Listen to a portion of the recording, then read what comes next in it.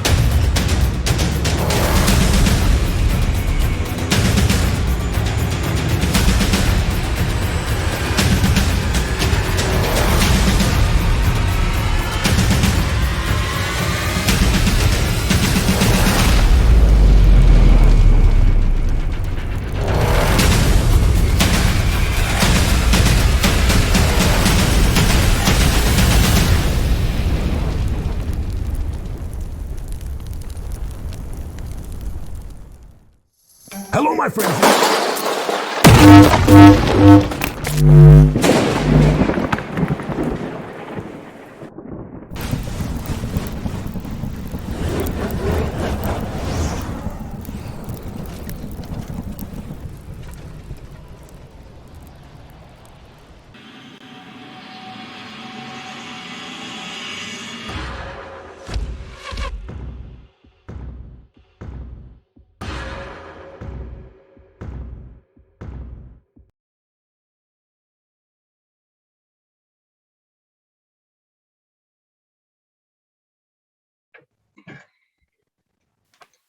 And we're live. Welcome, everybody, to the tavern. I'm here with my friends over here over at Kind Traveler Games. And we're going to have some conversations tonight about a few different topics. Before we do, we're going to make sure that everybody's having a good time this week. It looks like sadly, it looks like my screens are a little wonky this morning. Let's trim those up real fast. But while I'm doing that, you guys are welcome to kind of let yourselves know. So these guys are over there at Kind Traveler Games. So if you guys want to tell a little bit about yourselves, what Kind Traveler Games is, and we'll kind of go from there. All right. Oh my gosh, I just turned on the stream and I'm getting an echo. Hang on, Yeah, just sorry. turn your just mute your stream on Okay. your phone and stuff. Hi everybody. My name's Jay. I'm joined here with my uh partner, Justice, and wait, I've lost the Zoom thing now. Oh, and yeah, our company is Kind Traveler Games. Um, we started professional GMing shortly after COVID and specialize in non D&D games, and have like a therapy education side to what we do. Nice. So are you guys actual therapists or just you have that side of things? Yeah, I am a licensed therapist in the state Nice. of North Dakota, and so yeah, so that's and then I know Jay has some like educational background as well. So the therapy and the education part really combine nicely into like a growth aspect to the Kind Traveler Games community. Nice. Yeah, we don't do therapy through Kind Traveler Games. Yes. That experience and work just informs what we do, which is really like the way that I'm looking at it is self-care through tabletop role-playing games. Okay. I can get down with that. Sorry, one thing wonders about streams is that there's always something that has to be fixed. Um, Yes, yes, and really I'm just trying to resize some things because I don't like the way it looks. There we go. DMs Okay, are unofficial therapists. there we go. Yes. DMs are on the yeah. It's kind of like bartenders, which that's why we do this game because this is my time Hmm. to kind of decompress as a game master as well. So one thing I like to ask all of my game masters that come on board, and specifically professional ones, is three questions. One, when did you get into D&D specifically, or tabletop roleplay in general? And what was that experience kind of like? Two, how long have you been playing? And then three, when did you decide to pick up this whole DMing? And then, of course, how did you know it was the time to roll that into a professional manner? So, Cool. Cool. Justice, do you want to go first? Sure, sure. So for me, believe it was around 2018. Um, a friend invited me to play Pathfinder, which is okay. Yeah. similar to D&D, and turned out I really liked it. I had never played before, and yeah, I really liked it. And sadly, that game fell apart, as a lot of games do, just due to scheduling and busy schedules. So after a few more months, I got tired of not playing. I was like, you know what? I'll just GM. And so we got a game going. Turned out really well, just going with some friends. And then, yeah, from then on, I was kind of hooked on it. And so then I've been GMing since about 2019 then, Okay. and multiple systems. And then I got into therapeutic GMing, and I run a therapeutic group at the facility I work at, Nice. which is like a detention center for youth. And I've been doing that since about COVID, so since 2020, um, and Very yeah, up cool. until now, So, yeah. so And then little younger than some of us. I've been playing now for almost 20 years. So, sure, yep. but no, it's really cool to think that you don't have to be playing for the amount of time that we've been playing, or that I've been playing, or some of the people that I've bet on here, to really still jump into this field, and then on top of it, jump into it in a more professional way. So, Jay, what about you? Thanks. Um, I don't remember all the questions. So the first one, of But like course, is like, my how did you start?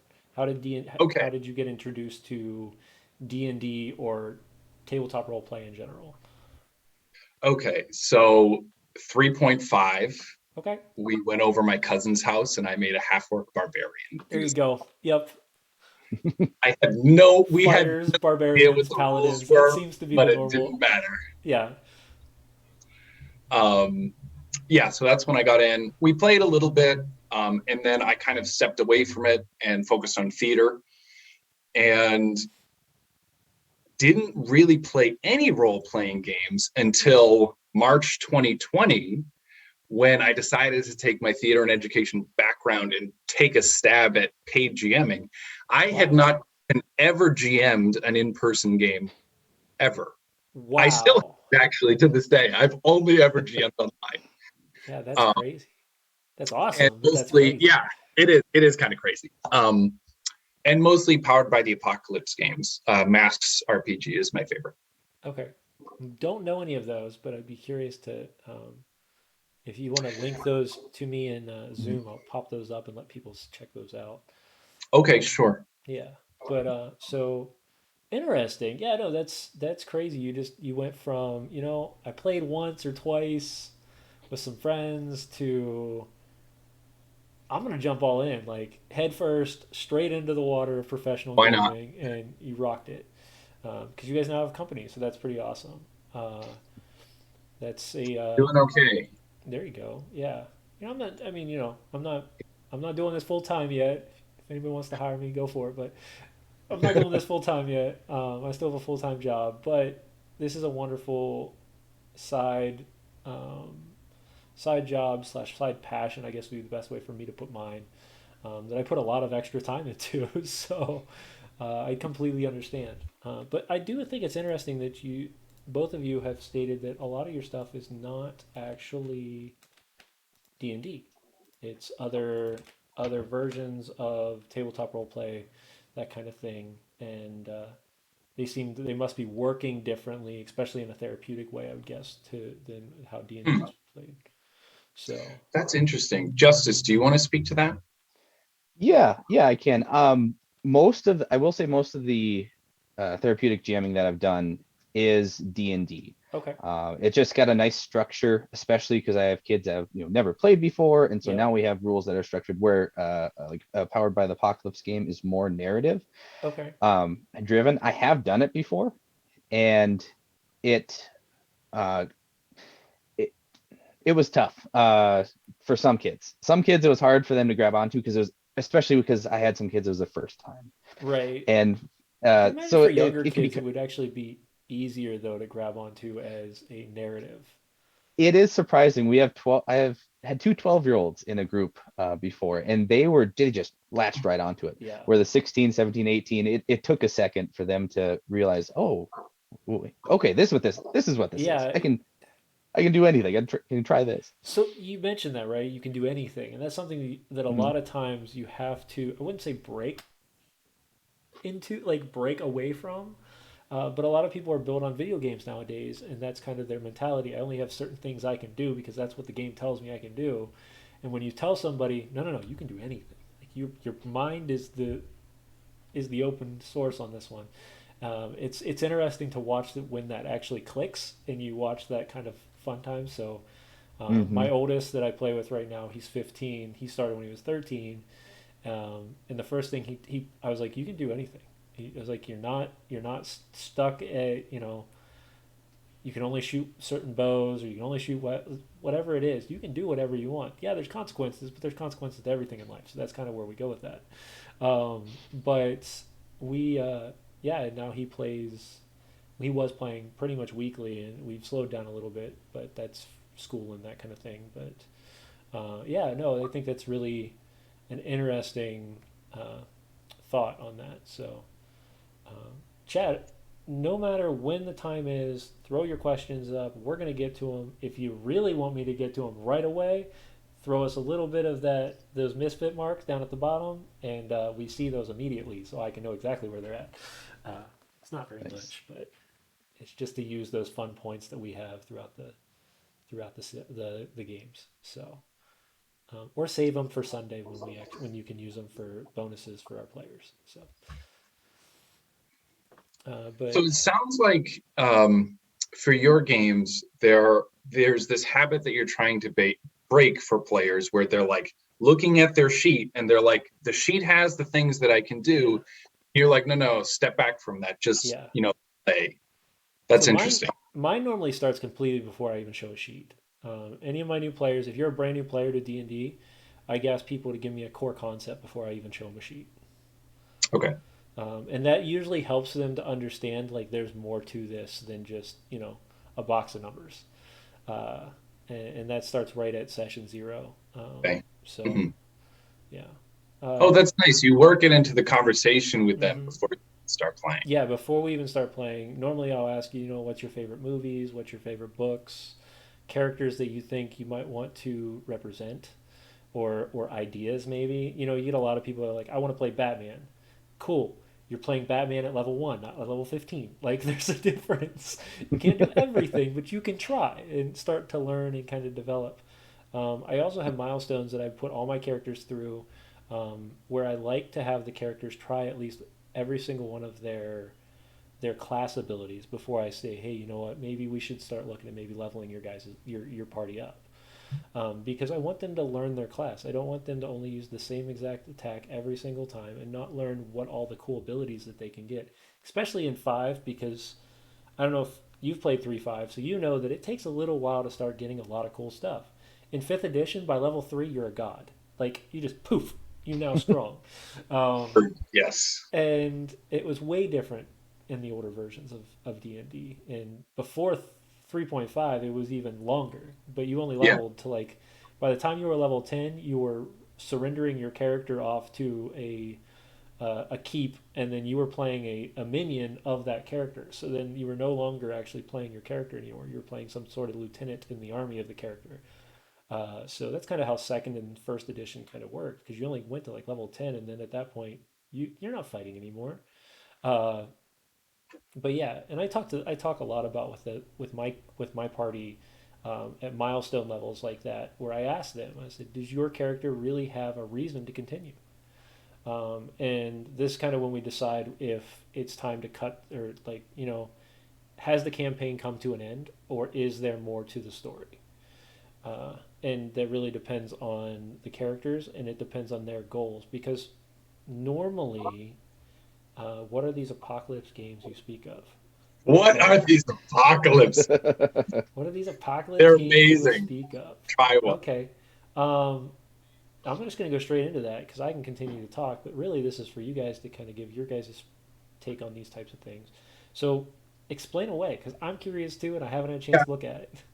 So it's interesting that you talk about this progression in the history of D&D, where it's going from this really like brutal, low leveling thing where you're not becoming a hero really quickly. Yeah.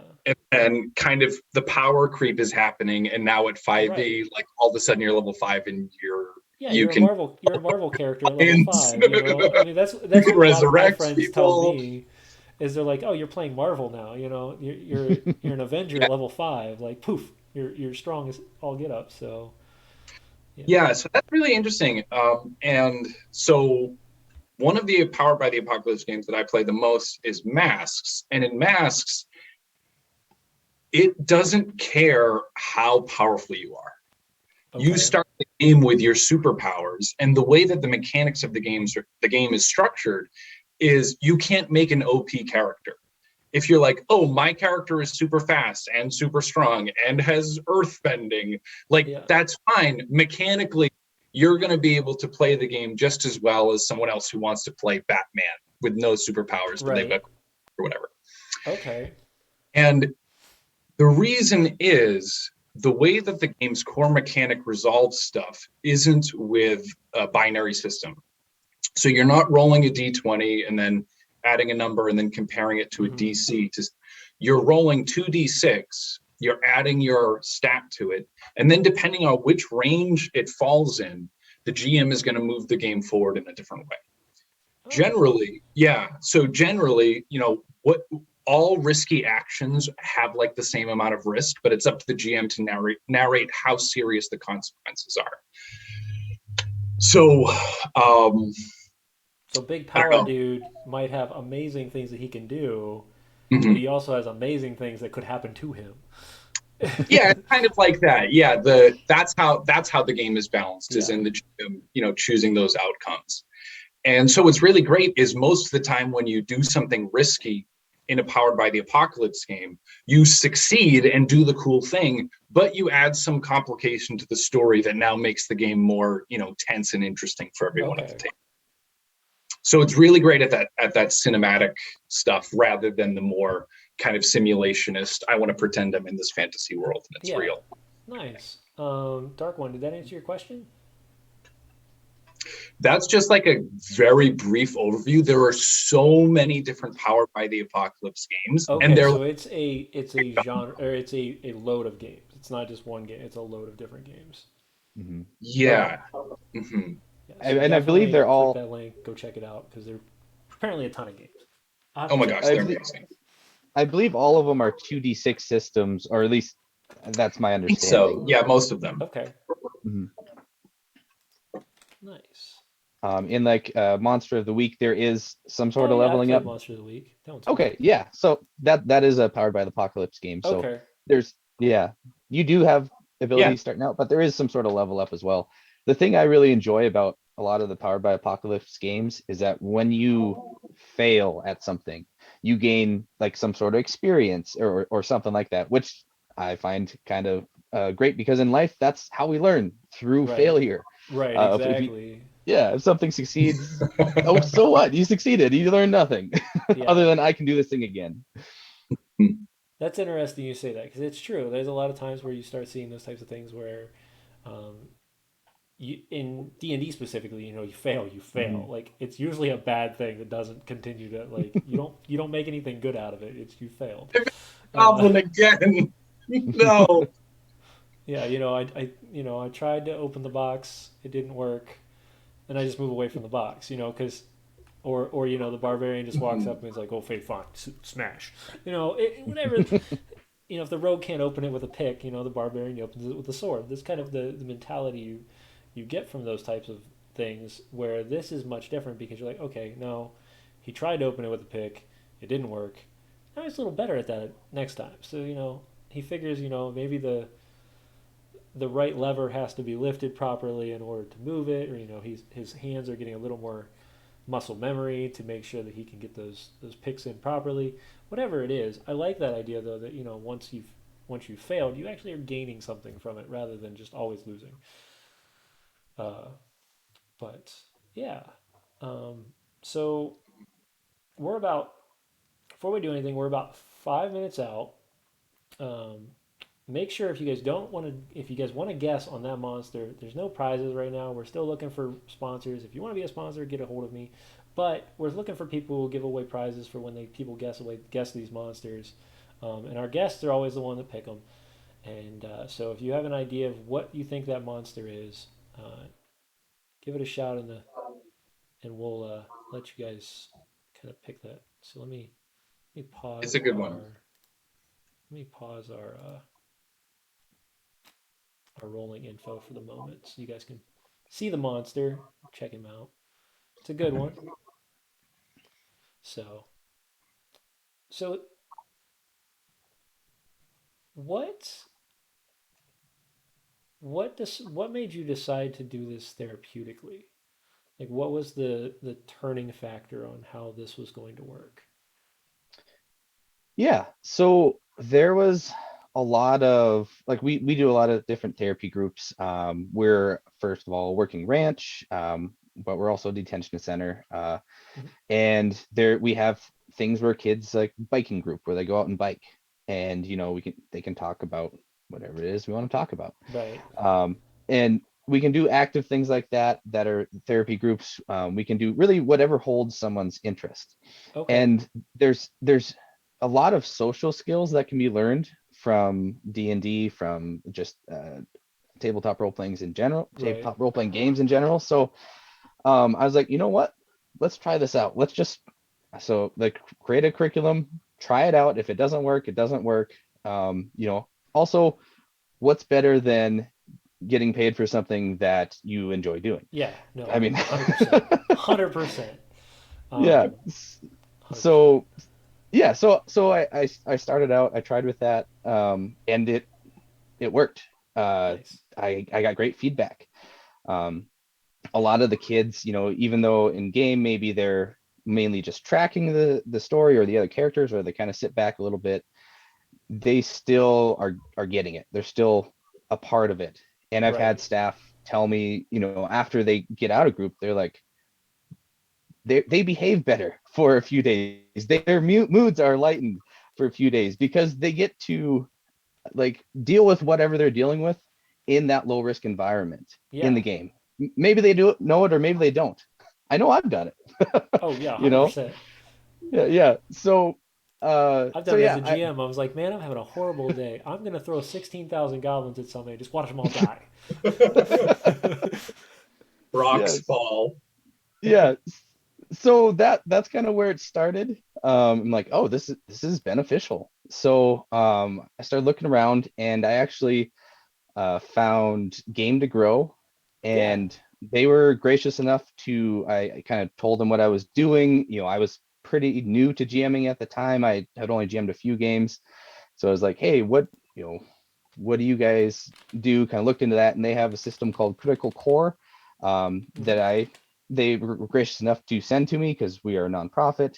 And yeah, the kids really seemed to enjoy that. And then I just kind of built on from that, and kind of created some of my own stuff that I use now. But Nice. it just um, today I was telling our executive director about some of the stuff that were happening in the group that were benefiting the kids. And yeah, it's just it does a lot It in a does. little bit of time. Yeah. I completely agree there. We actually did a charity event for them. I think October of last year. We raised 30, almost $3,000 for them, which was pretty awesome to give to them. So yeah, Wow. we had an anonymous give a very nice portion, and then we had a couple companies that kind of jumped on board and helped us with raising that money. But yeah, we gave them a nice little check for the holidays to make sure that their stuff is continuing to push forward. So, and the owner of the company actually saw it on Twitter, and he popped in for like half of the session and hung out, Oh and wow. it was really a cool experience. But yeah, that was one of our awesome moments that we've had so far on the stream, and we're hoping to have a whole bunch more here this year. So I know we've got another charity planned here in the next couple months, but that one's out of my hands completely. My party is taking that on. They want me to be away from that because they know all the stuff that I'm taking care of. So they're handling all that. Oh, So we'll see what they come up with. oh, Guessing that's it's going to be exciting. wacky, so I'll enjoy it. But yeah. So guys, if you guys want to go check them out real quick, I'm going to just toss in two links on the chat. Go check out their website. Hop in their Discord. If you have specifically like if you're looking for therapeutic ways to play D&D, these guys seem to be pretty on par with what to do. After talking to both of them, they know they have their knowledge and they have the skill set to do it. Uh, but we are just at 9:30, so toss your answers in. We've only had one answer so far, and I believe they guessed almost correctly, and that was our wonderful friend over at our guest from last week. Brina Luna was our. She posted up on Instagram. I think she said the brass dragon. So close. So close. Oh, she said bronze. It's so close. I So feel like you gotta give it to them. I feel like you do. yeah, I'll let her know. But if anybody's in the chat room right now and you want to guess real quick, I'm going to give you another minute. Toss out what type of dragon you think that is, and it's really just for kudo points, just to say, hey, you're the one that got it, and it goes up on the stream that you got it. So that's fine. I'll give a hint. It is a color of dragon. It's a kind of dragon. That might give too much of it away, Yeah, but too much. a little bit of a hint. Yeah. Justice, did you know what it is? Because I know he handed it to me. I know it's not a bronze dragon. I know that's not the color. No, I can't remember off the top of my head what it is. So seems like chat's a little quiet tonight. It's okay. We get some nights they're quiet, some nights they're busy. Um, we understand that things are going on in life, but I'm going to reveal our dragon here. Oops, maybe in a second. Okay. It is the copper dragon, right? You're so close. Did I guess it wrong You're too? like Oh this God. close. No, that's right. It's I was the like, copper. did I guess I'm it wrong talking too? to No, I'm talking it to is our the copper guesser. dragon. Yeah. So Brina, when you watch this, you were so close with bronze. It is the copper dragon, and this is an interesting dragon. So definitely go out on, go get your monster manual out, check out the copper dragon, learn about its layer, and normally I have time to look at this one. I'm gonna real quick peek it and grab it right before we get into our next conversation, and this kind of leads us into um, real quick question for both of you because you've been playing multiple games so far now. Have any of you used the dragon yet in your campaigns? Yes. I have, yes. Only once, I think. Yeah, it's It found as its way much into a as dungeon. they are a very prominent portion of D&D. You don't use them very often. There are more interesting monsters like the Beholder or Mind Flayers. You know, So I've almost gotten to the point where they're more cliche to me than the dragon. really, Yes, Hmm. because like I always can find ways to use them. huh? It's like That's when's the last time you can be like, where do I throw this massive flying reptile that can breathe fire at my party? Like beholders, you can shove them in any dungeon. Mind flayers are great because you can just make them come out of anywhere, really, because yes, they can just portal out of anywhere. yeah. But like a copper dragon, he's in dry uplands, usually in hilltops. I might make him, specifically this one, just out of reading quickly what he might be dealing with. I might have him, enslave some hill giants or something to bring him food. But otherwise, really, he's just going to be a lazy dragon. It's kind of where I see this one. Prankster, joke teller, Riddler. I could see him. Yeah, you could also see him being the crazy guy on the top of the hill, in his hut because he's polymorphed Oh, himself into a hermit or something like that, and he just wants to joke with people. Uh, but yeah, no, this is there was kind of a one version chill of the one. Copper Dragon where it had a labyrinth in its lair, and like Oh, that was part nice. of going and stealing the gold. It might have been a 3/5 thing. It's really just understanding what I mean. It does state that false walls in the layer hide, secret antechambers. They seem to be really enjoyable for just like worthless items. So you could just make this a giant horde of just random See, like, what's things. not to like about the Copper Dragon? Yeah, really, the Copper Dragon is a very, very jovial, like prankster like dragon. Reminds me of a very large version of the Kuatoa. I don't know if you've ever used the Kuatoa yet. Hmm. They're absolutely fantastic to play with if you The want to mess like with your players. the like frog people. Kind of. well, I mean, Grung are frog Okay. people, Bullywogs are frog people, Okay. Kuatoa are kind of like fish people, and Okay. Fish but people. their background is they were actually enslaved by the Illithid, the Mind Flayer, and they went crazy because they couldn't because the mind control actually made them go insane, and part of their their tick to them is that they will worship the largest thing in the area, and then they'll bring smaller things to the largest thing. So my first campaign with a bunch of Hmm. friends that I was showing off D&D to was the missing rocking chair, and they found it inside behind a waterfall where a bunch of Kuatoa had started stealing stuff from the local village and made this shrine to this rocking chair, and that was it's because it was the biggest thing in the room. So that was what they and when they found that out, they were absolutely just confused. They're like, "Why are these That's creatures amazing. worshiping a rocking chair?" It's because they're nuts. That's why. That's their job. That's what they do. Yeah. But yeah, no, it was a fun little adventure, and it ended with a lot of massacre of Kuatoa. But it's kind of the natural way of a normal. Rocking chair lost all its Yes, worshippers. all its worshippers. But the old woman who lost her rocking chair 10 years ago finally got her rocking chair back. So, eh, you know, you win some, you lose some. But on that note, we're going to kind of step into our second portion of tonight, which is the safe haven. This is the main part of the evening. This is kind of what we were going to talk about throughout the rest of the time. This is when you, as a viewer, definitely want to ask your questions because we're going to go over things like safety tools and things to make you feel comfortable at a table and tips and tricks like that, which, you know, I use, but sometimes I forget. So it's great to have those types of tools with you. And if there's more tools that maybe I don't know that I can learn from as well.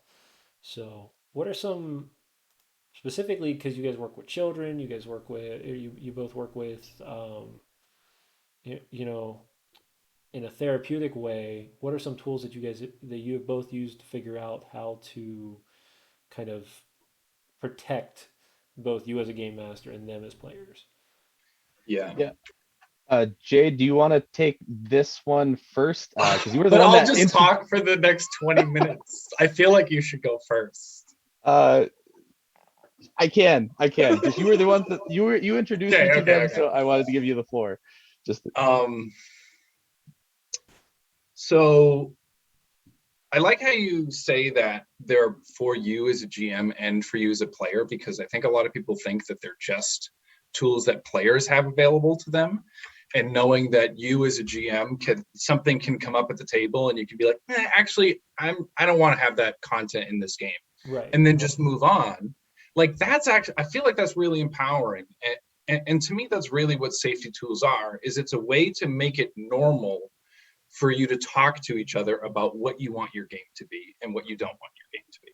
Right. Yeah. And what are some Yeah. of those So tools that there. you? Okay. Never mind. It wasn't 20 minutes. What are some of those tools that you both have used? Like I know a lot of people use cards, X cards, N cards. I think there's another one. I don't know any other, but yeah.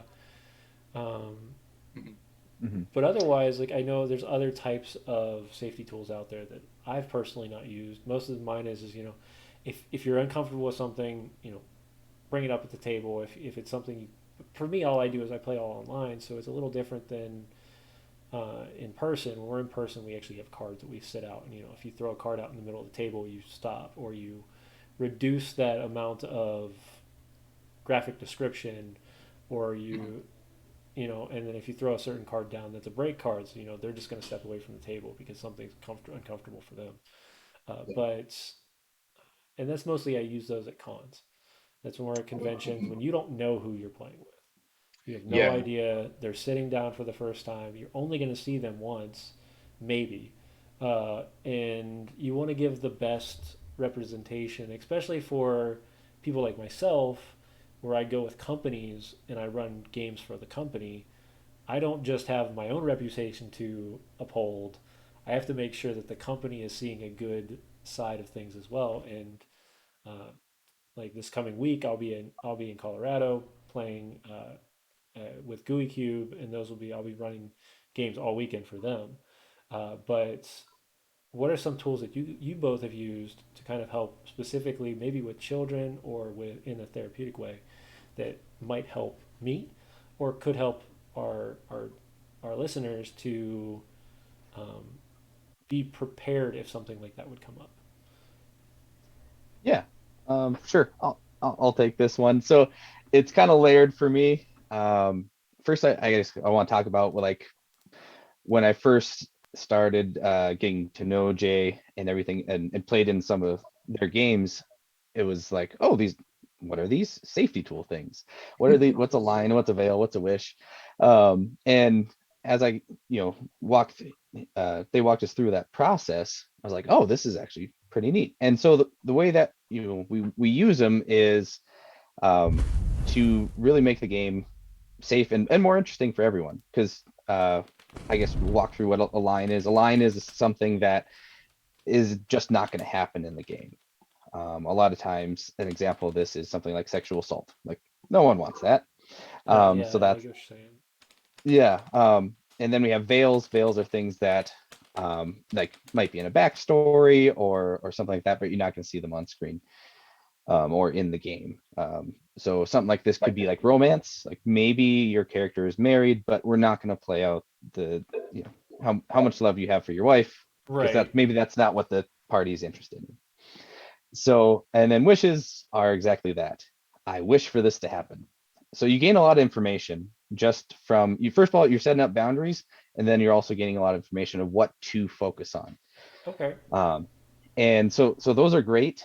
Uh, I've I won't run a game without them now. Now that I know about them, use them, and that's even with friends. A lot of times there's games that I play with friends that there's implied lines, veils, and wishes. mm, But what I found is that my concern at first was like, oh, they're gonna think I'm lame setting up these. We know all what we shouldn't talk about or what's okay. But actually, it's quite the opposite. A lot of times they're like, oh, okay, like good to know. Glad right, I know that veil for you. Or, oh, that's a really cool wish. I want to yes and that. And it can only take 5 minutes if mm, everyone's familiar with them, and it doesn't take a whole lot of time. Um, in the therapeutic groups that I run, it's kind of like a convention where a lot of times I have people coming for the first time that have never mm. played, that I don't know anything about, and that have trauma.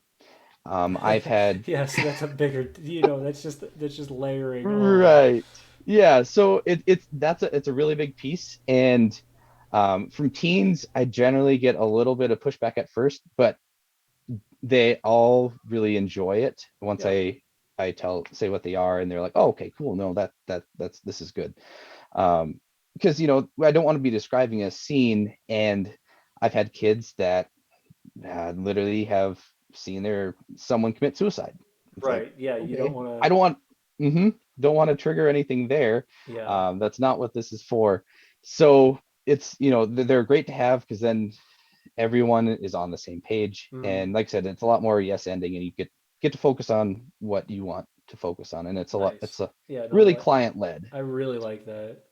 Yeah. And And then oh, sorry, no, you're good. the X cards and the O cards are great generally, with the kids. Just have them give me the X sign if they need to. And they really, I've had one teen say, wait, so I can like stop whatever's happening, like I can choose that. Yeah, totally. Like this is you have 100% control. I'm Right. like, oh wow. And so that was really That's great. um heartbreaking for me, but also great to see, like they're learning that, oh, I have control of this game. I could have control of my life too and my decisions. And so that parallel is great. Wow, no, Online,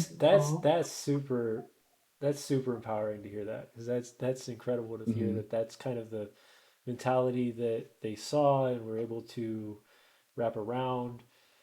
Because personally, like me, I don't have deep amounts of trauma. I don't think it might be why I do this thing all the time, but um, I don't think that way. So if I'm doing, I'm gonna be like, no, I don't want to deal with that because it gets me out of my problem. But I don't think that I don't ever use it that way. But I think that would be one thing that as somebody who doesn't deal with that kind of trauma might use it that way. Where somebody who has dealt with trauma, they're seeing it the exact opposite way, where they're, oh no, I am empowered to avoid situations and to protect myself and to control my own destiny a little bit better than just letting everybody and everything around me do it for me. And I really like. I thought that's an awesome way to Yeah. go follow through with that. Yeah. Yeah. Thank you. Yeah, that was um, yeah, it was just great to see. And one question that I get or have gotten before is like, oh, does that mean like horror games like Dread or Call of Cthulhu? Does that mean that they're kind of lame because now we just like don't get to do anything? It's like actually it's been quite the opposite for me. Yeah, Dread is Because so we much fun. If anybody's never played oh Dread, Dread is so yes. much fun, and it's such a quick game. Hmm. Um, I still haven't played it yet. I need to. yeah, just give me a call. Dread's so easy. Yeah. Dread is so easy. You can play Dread in 20 minutes. Like it's Okay. not a very hard. Is the only problem with giving you a call for Dread is I don't know how we're gonna play Jenga together. It's not gonna work. Right. There So is like Hmm. there's an online Jenga thing, but I don't think multiple people can use it at the same time. my So point is, what's the that's point? also less exciting. Like part of it is the Plus, fear where did of the box like even go? part of it is the fear of you shaking or poking at things to make sure that they don't fall. Right? Is there a way to play it not in person? People have Yeah. been talking about this on our server, and like there's been a lot of like alternatives proposed, but every time we've had the conversation, like actually a couple times, every time we have it, everyone's like, yeah, you can't really play it online, is Yeah. like what we keep getting to. Maybe trying. Hey, thanks for the follow. Maybe try, maybe a deck of cards, or like everybody gets.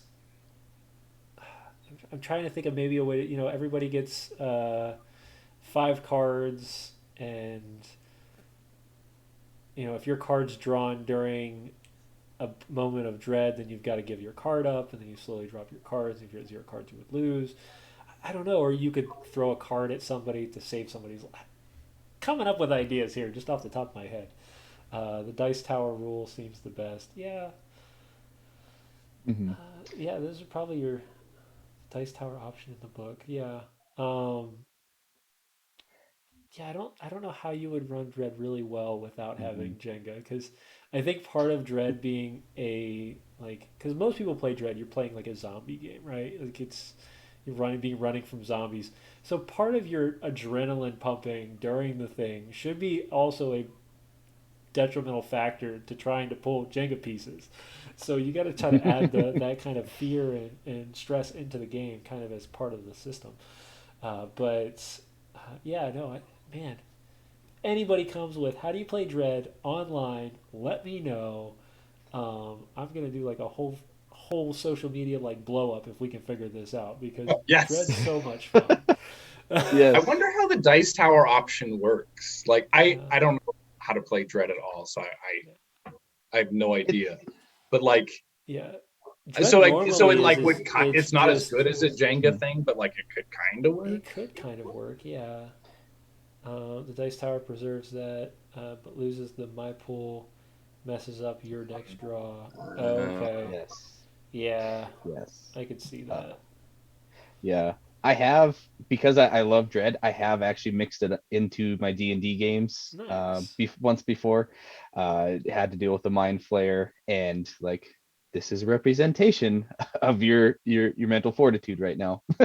you Ooh, know, and with the Mind Flayer, it just yeah, it goes places. It's yeah. I great. mean, it goes. I mean, that's kind of like Call of Cthulhu, right? Like you Hmm. start going into, and then there's another one out there you can do if you've played Alien yet. So Alien's another one that has sanity points where you slowly start to lose Hmm. sanity and that kind of thing. Um, they play on a 3d6 uh, roll, but their dice are different, so they actually have markers on there. And if you overroll a sanity marker, then you start to get, or I think it's a panic marker, I think is what they call it. And then slowly your panic will reduce or will get worse and worse, and you start doing things that probably aren't the best options. But yeah, those are that was an interesting one. That was one of those ones I realized that I wasn't going to win because I'm a normal human. I have a shovel or I have a 9 millimeter, and I'm going up against the xenomorph. Like I'm dead. Game over. It's game. I'm not. It's not going to happen. But Nice. yeah, Yeah. we had some good times with that one on our stream too. So we've done Yeah. lines and veils. We've done the X and O, the X and O cards. Is there anything else you guys use? Yeah, the O card is so great because Thank you for the like follow. like the big thing that I've tried to do running games for strangers online is make everybody feel comfortable. And one of the ways I want to do that is by saying that's an awesome idea. Please keep going. I don't want to jump in and keep adding to the story yet. I just want to say you're doing this awesome thing and cheer you on. And so the O card's a way Nice. to do that. And so as our server was getting put together, we actually had a really nice moment where one of our friends who's a graphic designer made some custom emojis for our Discord server, Oh, cool. including like an X card emoji and an O card emoji. And so now it's like this normal thing when someone like posts in chat or does something awesome with their character or like shares their art or something, Yeah. everybody puts the O card on that thing that they're doing. And it's just a really great way to build a community of encouragement, which is going to Mhm. make people feel comfortable. And if everybody feels comfortable, chances are you're going to play a good game. Mhm. And that's really what we want to do. Nice. Yes. Yeah, we're actually looking at opening up a full blown. Uh, we're working on a couple different applications for our Discord where you actually are going to be able to run full blown RP 24/7 in the Discord, and that will actually tie to the stream on a weekly basis. So that's kind of the big goal in the later on realm of things. But we do know that we're going to need things like the X and the O card, those types of things, to make sure that we can guarantee people, even when there's nobody around, that these things can be flagged so that we can verify and fix them or find out what the problem specifically is for when that will pop up. Because I'm not going to be here 24 hours, 7 days a week. It's not happening. I'm close. Yeah. I mean, I'm close. I'll try. I'll try. Uh, Especially if somebody's going to legitimately try to keep me running that entire time. I'll try, but I do need to sleep at least 4 hours a night. It's kind of where we're at right now. So That sounds like a huge project. Do you mind saying a little bit more about what you're planning to do? yeah. So personally, I've been in a couple different channels, and I'm working with a company right now that is doing this right now. So they're using Avray, D&D Beyond, and Discord to kind of combine, allowing you to create an entire community D&D. So, and then Mhm. based on support levels, this is how they do it. Where you're paying $5 a month and you get to start a character at level 1. If you pay $10 a month, you start a character at level 5 or 3 or whatever. And then you have GMs who just want to play, who want to join in, and you have community GMs, and you help them kind of give them encounters that they can then offer the players on the stream or Wow. on the Discord. Um, Mm. so, uh, and our goal would be just to be the back end of it and kind of oversee it all so that people can continue to play in it. But we want to Huh. bring this to our company. We want to bring this to GUI Cube because they have an entire brand new like custom setting, custom world. We kind of want to make all that combined together. And we're like one of like 3 streamers that run GUI Cube products, and we kind of have tried to push to continue to grow that side of things. Hmm. So it's a big project. Like, it's going to take us a long Yeah. time to take care of, and we don't have the manpower that some of the larger companies do. If you're really looking for an amazing company that does this right now, and I'm going to give it away because I think they're awesome, is Realm Smith. Realm Smith is a company out of Mm. Canada. They run a stream every week. They do amazing work. I've had multiple sit downs with them. I run in their Discord. I play in their Discord weekly just because it's so much fun. And but yeah, they're finding ways to make it so you can play in a D&D world almost the same as you would be playing an MMO, and they've done a very good job at it. Okay. So The it's only not like a play by post thing. You're kind of actually, oh, it kind of, is. but Okay. it is, but it's not because you have game masters that are floating around, and it's their choice when they want to spring stuff. So there's areas where Huh. people are just going Okay. out. Mm. So you've got your city where people are doing their thing, That's but kind of then you've got nice. Yeah. outside things around it. And if you're in any of those channels where you want to go stating you're entering this area and you're doing whatever here, Mhm. if a GM sees it, he can say, "Hey, roll a perception check."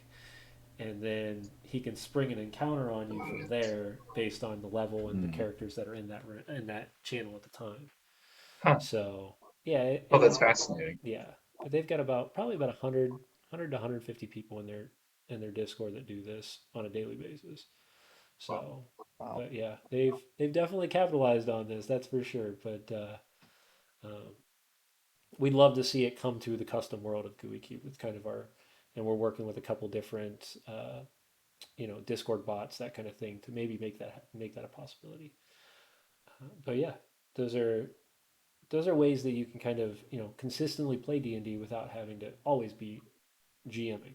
But um, yeah, those are it's an interesting mentality. And you like I said with I know they have like green, yellow, and red dots that you can put up on posts if something's comfortable, that kind of thing. I love the fact that you both had custom emotes done for these. Like it's fantastic. If your graphic artist wants help It or was great. needs Yes. if your Yeah. graphic artist needs more work, come over, hang out at the stream, and I can put him to work all day long because we have so much stuff we have to do still. So, but yeah, no, I really, as much as I didn't really think I would have a lot to talk about this portion of D&D, I've had a great conversation with both of you to understand and to see not only the side of like avoiding things, but I love the ideas of, if you throw the O card down, continue the story. Like, you're doing amazing, let's Yeah. continue what you're doing. Or, the gift or what did you call it? The gift? Stars and wishes. Stars and wishes. Okay. Mm-hmm. We call them gifts. So like that's what we do. That's what I do for my players. I was like, hey, what's a gift your character might want in the next session or two? And Yeah. then at the Nice. end of the session, then they give that gift. I did an entire thing. I have to stream it up on social media, but there are other things, and this kind of goes back with the whole stars and wishes thing. Is don't always make it about money. Don't always make it about magic items. There's other things that you can reward your players with that are just as exciting and more fun sometimes than just those items. But yeah, try different things. Maybe you're getting knowledge. Maybe you're getting connections to a faction. Maybe you're getting something that you shouldn't get. Like Hmm. I've played around with like skills that you gain additionally or feats. I just gave every single one of my Huh. players on my Thursday game a free feat because nobody has feats yet. But I think feats make Mm. so much fun to watch characters flesh themselves out because feats don't always have to be mechanical. Like we have a character who's he plays an entertainer, so then he took the actor feat, which makes him even a better entertainer, and he gets those cool abilities on top of it. That character is completely broken. Alan, if you're in here, I'm sorry. I can't deceive from you, or I can't insight you ever, because you're a changeling entertainer with actor as a feat. Never gonna find you. And he changes his character persona every week. Tries it's a Amazing. fun thing to Wow. track. But yeah, he's such a fun character to play. To or such a fun character to watch kind of develop. But yeah, do you guys have any questions for me? Chat, do you guys have any questions for our guest tonight or for myself? Um, if not, we're at our hour. But I do want to let it open for people who have questions, or for you two who have questions. I would just wrap up by saying, with the safety tool stuff, you don't have to be like traumatized about anything to not want it in your game. Like it's always an option for you to just say, yeah, that's not fun for me. Yeah. Um, and communicate that to your GM or your players or whatever. Um, and yeah, we're also not like an authoritative source on all things safety tools either. Oh So yeah, like, no, no, no. There's all sorts of check them it out out. there. There's all sorts Hmm. out there. Um, Yeah, and to add on to that a little bit, I mean, there's some like soft move ways that are less structured to do like safety tools. I mean, it can be simple as a character does something, could doesn't matter what it is. You can check in with the rest of the party. What does your character think about that? How do the rest of you react to that? And you can check in with your players that way too. And it's a soft move. It still doesn't break immersion or anything, and that way you can still see where everyone's at. I mean, there's little things like that you can do all the time that have been beneficial for me and in my experience. And I'm sure in your 20 years experience, I'm sure you have many of those. yeah, no, yeah. So I've really developed the idea of using a lot of these types of tools before and after my games a lot. So a lot of times I'll ask players, "Hey, what did you think of that NPC?" or "What did you think of that event that just happened?" And really, what it'll do is it'll give you kind of an idea of what the players are looking for, instead of just Hmm. shooting by the seat of your pants every moment. And the longer you play with the same group of players, the less you're going to have to ask those questions, because you're already going to know that answer, and you're going to see how to drive the story so that it's fun for the players, but it's also not completely known to the players how the story could change. So I do. The main focus is, learn your players, enjoy having fun together, because that's what D&D is. I mean, you can't play D&D with one player. It doesn't work. GMs try it all the time. It doesn't work. We Hmm. talk to ourselves. It's not a good thing, I promise. It's called And writing a book. it's called writing a book. If you want to be the actors of your entire story, go write a book. But if you want others to join in with you, then come play a role playing game. And like I said, uh, Kind Traveler Games is an option. Come contact me directly, and I can set you up for one of my games. Before we go out, I want to give a quick shout out. We have a big giveaway going on our Instagram right now. We have a custom dice tray, so I'm gonna show off my one spiel for the night. Ooh. So I have custom dice trays. Ooh. Yeah. Ooh. So cool thing is the giveaway is actually for your own custom dice tray. So you send in a so for you guys, or for you two specifically, you could actually get a custom dice tray with Kind Traveler Games inside it, customized for your company through C4 Labs.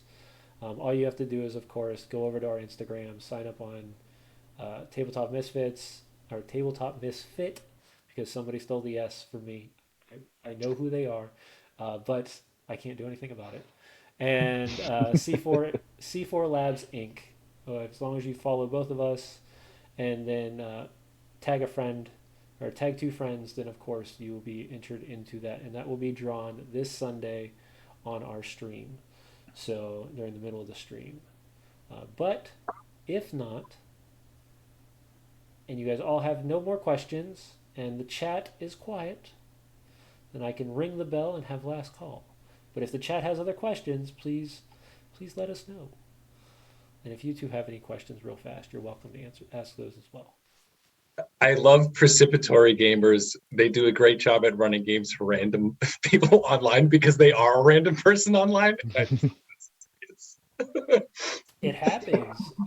Mostly any of the games that I've built online gaming has been through chat forums and that kind of thing. So I didn't know them before I started playing with them, and they become random people. And then after you've played with them for over a year, they're no longer really random at that point. They're more friends that you sometimes have talked to more than people you see every day. So I have channels. Each one of my groups has their own channel that on our Discord that is hidden just for that group, and I'm surprised. Well, actually, I'm not surprised. It's Wednesday at 10 o'clock. About 1 o'clock in the morning tonight or tomorrow morning, I'll start seeing, is it Thursday yet? Throw up on my screen for like 3 hours straight. Um, and because they're excited for the game that night. So, um, and that is a game master. If you can give your game master that kind of excitement before the game, or give them a man, that game was amazing. If you really enjoyed the game, that's what keeps us going to do what we're doing. Mhm. So, Yeah. thank you all for coming. It was a great talk. I hope everybody in the chat learned something. I know I learned a little bit, but I'm gonna raise my glass to all of you. It is last call. We're gonna close down the tavern tonight, and we will see everybody back on at Sunday for our main campaign, 9 p.m. on Twitch. Thanks, everybody. Good night.